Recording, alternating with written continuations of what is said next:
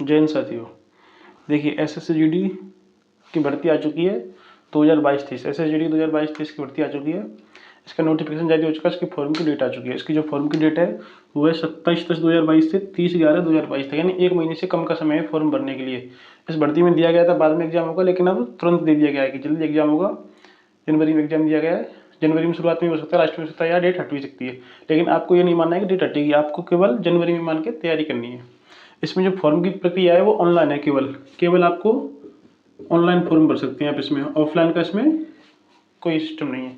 इसमें जो पद हैं वो हैं BSF, CISF, CRPF, SSB, ITBP, AR, Assam rifles, SSF special security force, और एक है NCB नारकोटिक्स कंट्रोल ब्यूरो। ये पद हैं इसमें। BSF होता है बॉर्डर सिक्योरिटी फोर्स, CISF होता है central industrial security force, CRPF central reserve police force, SSB सशस्त्र सीमा बल, ITBP Indo Tibet border police, AR Assam rifle, और SSF स्पेशल सिक्योरिटी फोर्स, और ये NCB नारकोटिक्स कंट्रोल ब्यूरो। तो ये इन विभागों के पद हैं इसमें। इसमें जो एज लिमिट है वो है 18 से 23। SSGD में हमेशा 18 से 23 साल की उम्र होती है, लेकिन इसमें एक चीज़ दिया गया है, इसमें आपको 3 साल की छूट दी गई है।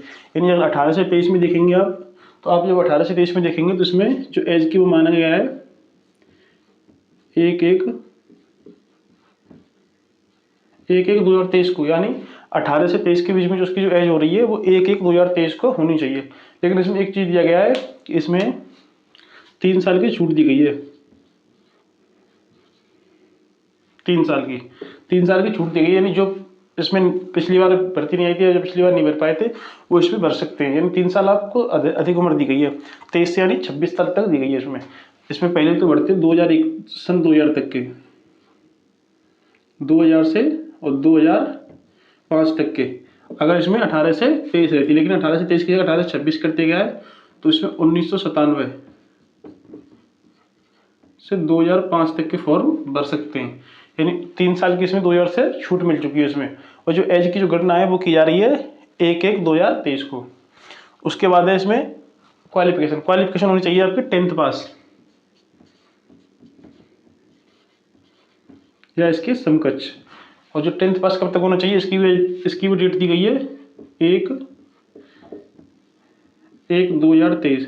यानी इस डेट तक वो जो भी इसका कैंडिडेट है 1/1/2023 तक 10th पास होना चाहिए।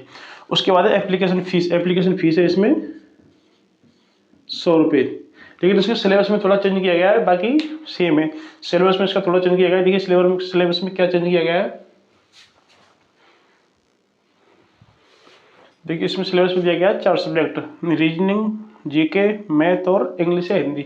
इंग्लिश या तो आप इंग्लिश लेंगे या हिंदी लेंगे, इनमें से आपको एक सब्जेक्ट लेना पड़ेगा।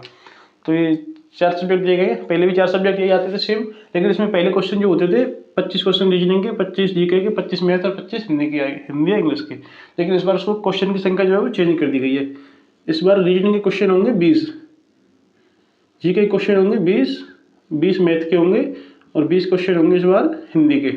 उसके बाद इसमें नंबर कर दिया गया डबल, यानी एक क्वेश्चन 2 नंबर का होगा। तो ये 40 नंबर की होगी रीजनिंग आपकी, 40 नंबर की होगी GK, 40 नंबर की होगी मैथ, और 40 नंबर की होगी हिंदी या इंग्लिश। इसके लिए टाइम दिया गया है 60 मिनट सबके लिए। इसके लिए आपको 60 मिनट का टाइम दिया गया है। देखिए जो पहले जो क्वेश्चन की संख्या होती थी वो 25 25 25 25 यानी 100 क्वेश्चन होते थे पहले, लेकिन इस बार क्वेश्चन की संख्या कम कर दी गई है। क्वेश्चन कर दिए गए हैं 80। पहले सभी क्वेश्चन 1 नंबर के होते थे, तो पहले 100 नंबर का पेपर होता था, लेकिन अब क्वेश्चन हो रहा है 160 मिनट का, सॉरी 160 नंबर का क्वेश्चन हो रहा है। उसके बाद पहले इसके लिए 90 मिनट का समय दिया जाता था। जो 100 क्वेश्चन होते हैं उनके लिए 90 मिनट दिए जाते थे, लेकिन इस समय 60 मिनट के लिए 80 क्वेश्चन के लिए केवल 60 मिनट का आपको समय दिया जा रहा है। देखिए इसमें जो अगर देखा जाए तो आपको मैथ और हिंदी इंग्लिश में से एक लिख सकते हैं। अगर आप इंग्लिश मीडियम वाले हैं तो आप इंग्लिश लें, हिंदी मीडियम वाले तो हिंदी लेंगे आप। उसके बाद इसमें 2 सब्जेक्ट ऐसे होते हैं जिसमें आपके पूरे से पूरे नंबर आ सकते हैं।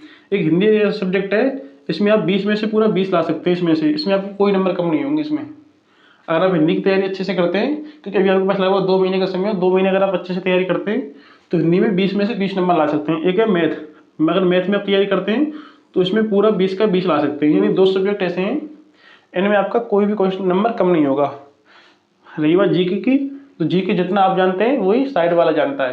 तो जीके में आपको इतना फर्क नहीं आता है, लेकिन अगर आप मैथ में और हिंदी में अपना स्कोर बढ़ाते हैं तो आपको फिर सिलेक्शन से कोई नहीं रोक सकता। बाकी जीके जैसी आपकी है, जीके का अथाह भंडार होता है, वैसी ही साइड वाले की होगी। उसके थोड़ा ज़्यादा नंबर आ जाएंगे, 3-4 नंबर या 5 नंबर, आप उससे कम आ जाएंगे आपके 2-3 नंबर। रीजनिंग का जो होती है वो होती है करने की चीज़। इसमें आप जितना प्रैक्टिस करेंगे उतना आपको फायदा मिलेगा। यानी रीजनिंग के लिए मॉक टेस्ट लगाइए, प्रैक्टिस कीजिए। जितना प्रैक्टिस करेंगे रीजनिंग उतना आप ज़्यादा कर पाएंगे जितना आप प्रैक्टिस करेंगे। क्योंकि रीजनिंग में भी आपके नंबर, अगर छोटा सा क्वेश्चन गलती हो जाती है तो गलती हो जाता है। तो रीजनिंग में प्रैक्टिस करना होती है बार बार हमको। तो इस तरह से 4 सब्जेक्ट दिए गए, लेकिन आपको मैथ में और हिंदी में आपको पूरे 20 से 20 क्वेश्चन सही करने हैं, यानी पूरे 40-40 नंबर लेके आने हैं, तब आप सिलेक्शन ले पाएंगे। उसके बाद इसमें पीईटी यानी फिजिकल एफिशिएंसी टेस्ट, शारीरिक क्षमता परीक्षण। इसमें दिया गया है मेल के लिए और फीमेल के लिए। जो मेल के लिए वो है 5 किलोमीटर और फीमेल के लिए 1.6। ये मेल को जो है 5 किलोमीटर की दौड़ करनी होगी और फीमेल को 1.6 किलोमीटर यानी 1600 मीटर की दौड़ करनी होगी। इसके लिए टाइम दिया गया है 24 मिनट मेल के लिए, पुरुषों के लिए 24 मिनट का टाइम दिया गया है और महिलाओं के लिए टाइम दिया गया है 8.5 मिनट का।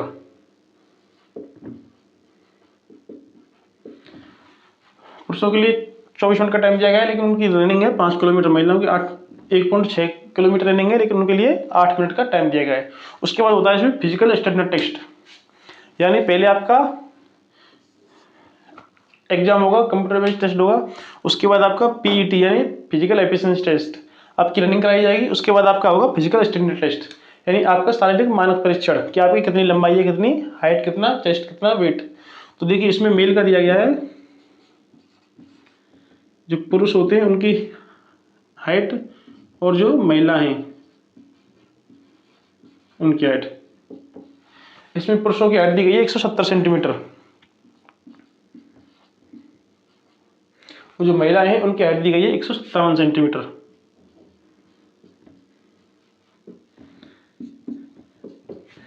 यानी पुरुष जो होंगे उनको 170 सेंटीमीटर का हाइट होनी चाहिए, 170 सेंटीमीटर ऊंचाई होनी चाहिए, और महिलाओं की 157 सेंटीमीटर। इसमें पुरुषों को एक चीज दिया जाता है चेस्ट।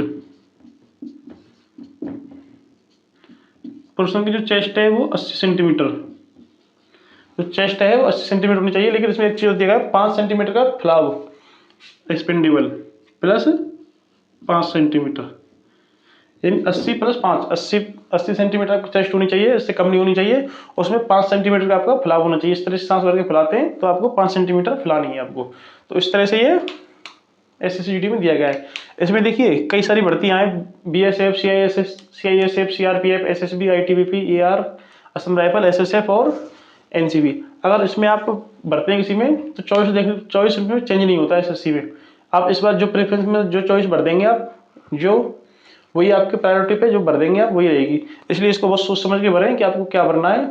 अगर इसमें एक बार गलती हो जाती है तो वो चेंज नहीं होती। और जो SSG का जो रजिस्ट्रेशन होता है वो 1 टाइम रजिस्ट्रेशन होता है आधार कार्ड से। SSG का रजिस्ट्रेशन 1 टाइम होता है, यानी एक बार इसका रजिस्ट्रेशन होता है, इसका बार-बार रजिस्ट्रेशन नहीं होता। उसी से आप जितनी बार चाहे इसका फॉर्म भर सकते हैं। एक बार जब आप रजिस्ट्रेशन करा लेते हैं तो उसके बाद आपको दोबारा रजिस्ट्रेशन करने की जरूरत नहीं होती, उसी से आप फॉर्म भरते रहेंगे जितनी बार चाहे उतनी बार। तो एक बार अगर कोई पहली बार भर रहा है तो उसका रजिस्ट्रेशन सही होना चाहिए, उसमें गलती नहीं होनी चाहिए। अगर आपकी रजिस्ट्रेशन में गलती होती है तो फिर वो चेंज हो जाता है, लेकिन बहुत प्रॉब्लम आती है उसमें।